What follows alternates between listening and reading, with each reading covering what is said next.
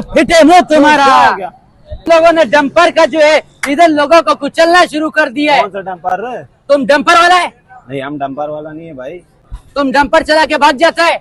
नहीं, हम नहीं भागेंगे भाई। यार मेरे को बहुत अफसोस हो रहा है यार, बच्चे बच्चे मर रहे हैं यार, ये तो बहुत गलत हो रहा है।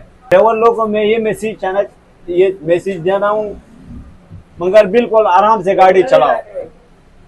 ये ट्रैफिक वाला काय के लिए होता है? ये ट्रैफिक को कंट्रोल करने के लिए। कंट्रोल किधर से होता है भाई? ये तो सिर्फ जेबें खाली कर रहा है, लोगों से पैसे ले रहे हैं। तो ट्रैफिक वाले को बोलो भाई आराम से उसको खड़ा करो, उसको बोलो आराम से चलाओ। करने वाला पठान नहीं है जो तुम बात कर रहे डंपर वाला भाई। हाँ।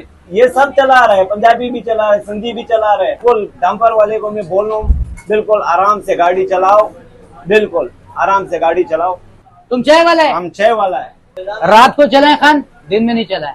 दिन में नहीं चला है, दिन में रात नहीं को चलाए, दिन को